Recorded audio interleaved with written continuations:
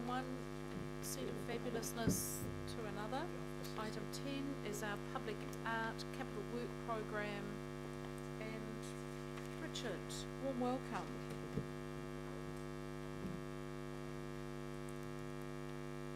Oops, now we can't, no one can actually leave the room because we will lose a quorum. I'll count this as a quorum because people are just hugging, which I think should always count as part of the quorum.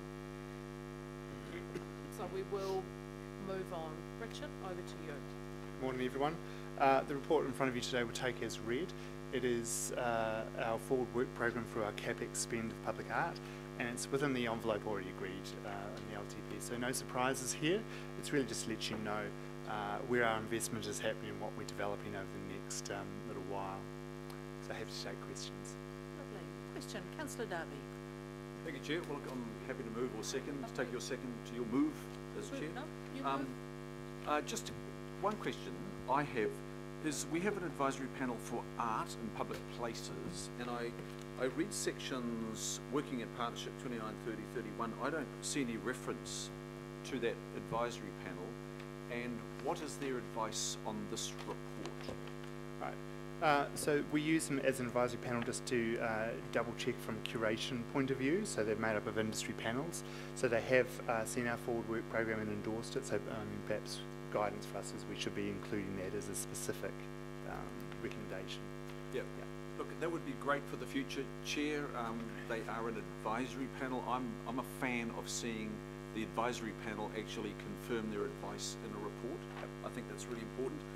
The other part in terms of partnership, we're only going to get some of the great artwork, you know, because we are talking about some significant budgets for single projects here through philanthropy and leverage and lots of ideas that maybe we haven't discovered here. Is that assumed in this report that we could deliver even greater than, way greater than our CapEx through leverage? Very much so. So what's reflected here is our expend of our budget, but on top of this are the partnership stuff. So within the council family, the DPO, Panuku, all of those sort of relationships. But we're also starting conversations with the Evanston Trusts and the likes of those to fundraise, to do joint projects with. So it's just not reflected here in terms of our capital expenditure, but yes, that is certainly on the cards. Just one last one, Chair. There's a New Zealand artist that I'm enthralled by, probably the greatest modernist kinetic sculptor that we've ever produced, and that's Len Lai, deceased in 1980. If anybody's been to the Govett Len Lai Centre, he only left models and drawings. He didn't leave a finished, complete artwork of the scale he intended. In my view is Auckland still has not seen a public Len Lai. Now I know it's not going to fit into this program. I'm enthralled, I'm quite mesmerised by Len Lai. I think he's, personally, and many would say he's up there with McCann as one of the greatest artists, contemporary artists of New Zealand's art history. Can I get some guidance on how we could lead the establishment of a trust to deliver a Len Lai? I think it's beyond our program because it's probably a starting point of 2 million to build it, probably heading towards 5 million. Wellington has got a piece, of course, New Plymouth, but they are starter pieces, if I may. He is truly a great artist and recognised more internationally than he is in New Zealand. How could you assist me in maybe starting something that spawns in years to come a Len Lai? I think that's something through the chair that we'd have to discuss further. We've got a number of policies of approaches in terms of developing new works that are usually specific to a site, that engage mana whenua, that engage the thematic approach to the city. This would be somewhat outside of that, as it's a collection, if you like, or adding to the collection. So I think it would be something we'd have to discuss probably with a private trust, the likes of the Evanston Trust, for example. That might be something they could have appetite for. It's something we could discuss offline in terms of approaching it with the advisory panel, I think. Thank you. Vicky. And just in Councillor Clowe's absence, it was something Councillor Clowe has been passionate about for the last decade, is trying to get a Len Lai high in Auckland, so I think Councillor Darby, there's good support for that discussion around the table. Councillor Bartley and then Councillor Casey. Thank you, Madam Chair, and through you. Thank you, Richard. I just wanted to know, what's the Tamaki Reserves? Are you going to put public art in reserves in Tamaki, or is that Tamaki Makoto? Oh, is this the investigation one? It's just that, yeah, number 26 on page 45. I'll just have to ask Tracy to come up. Is it the Strategy Development Program, Tamaki Reserves. Good morning, councillors. Through you, Madam Chair, the Tamaki Reserves is part of our strategy development program. You'll see that the attachments mapped out in terms of what's in build phase, what's in design phase, what's been scoped. The strategy development program is a program of work which is looking to develop area-based plans to take a strategic 10-year view around the best opportunities and the most transformational opportunities for those areas in terms of its development. Tamaki, because it is undergoing a lot of development at the moment, we're looking at that area to try to work out where the best opportunities might be for investment over the next 10 years. We've just completed a plan for the city centre and are looking at North Coast as well at the moment. So you're going to put public art in reserves in Tamaki? Through the chair, no, the intention is not to put public art in reserves, it's to look at the reserves area to determine if there are opportunities. The plan would say where the art could go. It won't go down to the level of determining the type of practice or the artist, but it will have a really good look at that area. And the key thing about these plans is it takes into account everything that's going on in that area, like all the planning and the community interests and mana whenua interest. So there's no presumption that art will even be there at the end necessarily. You know, that's what the process will determine. Where are the opportunities and when might they occur? In addition to that, what we've found in the past is often art has been a reaction to a certain issue or a placatory measure. What we're keen to do is just map out the opportunities in a really honest way, in a forward planning way, so as we can have a roadmap to say within this area there are opportunities, or often that there aren't opportunities. So you know, we don't want to litter the reserves with art and plonk art, if you like. We want to be really clear about when there is an opportunity and when there isn't. So it's trying to define that over a long term.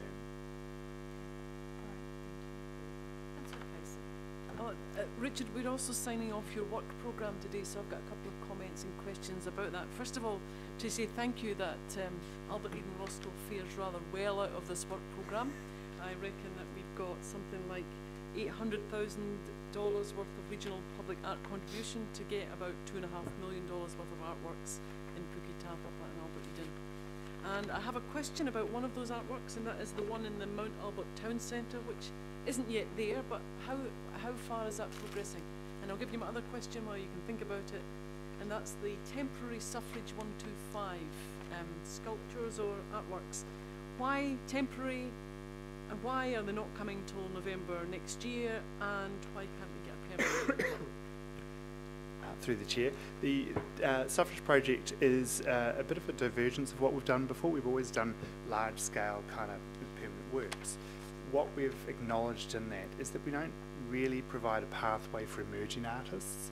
So we wait for someone to have an established practice before we risk putting their art anywhere. So we weren't really doing our part in developing that expertise. So we realised that what we should do is provide a lower risk, lower sight kind of approach to build that capacity within the artists, so as you know, we can have new people come through. So what we thought is we would try and find gaps in the collection, geographic gaps, and create plinths on which temporary art could be done. So the idea is to have a thematic approach, so we can have, for instance, a suffrage program which for over 5 different sites. After 5 years it would change for another event or a significant milestone, so we can keep quite a current curation and response to the themes that might be affecting the city.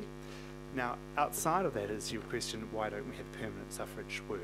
We have a couple, and part of the process that we're going through with the temporary works is one of the submissions through the EOI was actually of such a strength that we thought we won't use it as a temporary one, but we'll investigate can we use it as a permanent solution. So we're taking one of those concepts. Again, it's an emerging artist, so they need a little bit of support to develop it. But yeah, we hope to be able to take that one particular work and make it permanent. Brilliant. And Mount Albert Town Centre artwork? So with the through the chair, with the Mount Albert Town Centre art, we've got a watching eye on the opportunities. It's similar to the question about the long-term planning for area plans. So we've been looking at Mount Albert for a while, looking for the best opportunity in that area. And at this time it seems to be the plaza area, where opposite the train station, where there were the issues around getting the car parks to open up that space. That's taken so much time, so we've just, yeah. So at the moment that does look like the best opportunity. We're just kind of keeping that on the radar, checking in with the local board, checking in with departments across council to know when the best time would be to invest there. And Councillor Bartley. Oh, yeah. Thank you, Madam Chair. Is there a way to have a map to encourage people to go to all these public art places so they can get out of the city and go to the suburbs? Because I'm just looking at the almost 800 grand that's going to go on Jubilee Bridge.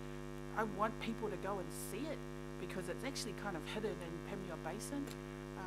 So it'd be really good. And plus, you know, I appreciate that you're trying to spread it out around Auckland, but even your 3 large-scale projects in Wynyard Quarter, I want to see more out there, not so much in the city centre, Wynyard Quarter, all the time. Let's get it out to the rest of Auckland. Through the chair, we are trying to get it across the city, and that's why we've got less projects now, but they're more substantial projects around the region. Sometimes the inner city looks like it's getting more than its fair share, but what we have to remember is that it's been funded from a few other places. So we do have the Central City Targeted Rate contributing to some of the artworks down in the Waitemata Central Business District rather. Also in Wynyard Quarter we have development, there's contributions from the developers down there who are paying towards the art. So it looks like it's quite heavy, but it's actually about spending the money where the money is generated and specifically for the projects. In terms of the getting people to see our art, it's something we're very passionate about. We've been trying to develop a digital response to that in terms of some kind of platform where you can look up and find out about an art piece or a memorial or a significant asset, and also not only hear about the artists and what their intent was, but to hear about the protest, to hear about the news articles and everything associated with that particular sculpture, that particular memorial. So that's something that's on the burner at the moment to develop, and we think that'll be quite transformational. We're also in conversations with some of the other existing infrastructure the council has in terms of like Auckland Pathways to try and build upon those sort of resources to try and say where our art is so we can discover some of the gems and the stories behind them. Thank you. Councillor Watson, then Member Brown, and then Councillor Cooper. Councillors, I'm trying to land us at 12:30 to finish, so it's we fine just... then. I think it's No, sufficient. I don't hear you speak, Councillor Cooper. I don't want to constrain you, but just remembering that we can also meet with our arts team because this is something we're all passionate about, as we should be. Councillor Watson. Thanks, and a very good comment, that last one, Councillor Bartley. My question's on the working in partnership section of your report there, and that's good to hear. I know that hopefully there's going to be some exciting proposal coming with the Orewa Estuary walkway with artwork, so it's good to see that we can get in and work with private trust that, you know, will essentially do it for nothing. My question though is to do with the collaboration with Auckland Transport and artworks, and I see, you know, around the place we have various bus terminals or projects like that, or big roading networks. Does that consultation go to NZTA as well, or do they have their own art team involved in that? Through the chair, we have a pretty close relationship with Auckland Transport, and we've just re-signed our memorandum of understanding about how we work together and how we develop assets and when we're involved or when they contract artists directly, and then who looks after the asset. Our relationship with NZTA is quite distant. We don't really have an ongoing day-to-day relationship. It's something that we would like to get closer with in the same way that we work with Auckland Transport, but it becomes about resourcing and leveraging. Okay, just a final follow-up question. In our discussions with Auckland Transport, do they have any sort of kind of loose understanding as to the desirability of artworks in some of these big places, like these park and rides that are pretty big but pretty soulless type of places? Do they have anything that they like to do that in the way of art at them? The ongoing conversation with the council family is to try and integrate at the very beginning of a project, rather than one of the things that we often have that conversation about is we don't want patterns stuck on things at the last minute, because often it is in a very deep interpretation. So we want to be there at the beginning of the table, and that's what the memorandum of understanding describes, and describes the opportunity and the way in which we can operate. The biggest thing for us is to try and educate ourselves and our council family that we have an arts team and an arts policy that can be used for good benefit, and often the collaboration can actually help with budgets as well. So it's about communication at this point, but I think the memorandum of understanding sets it out and is a starting point for us to leverage off.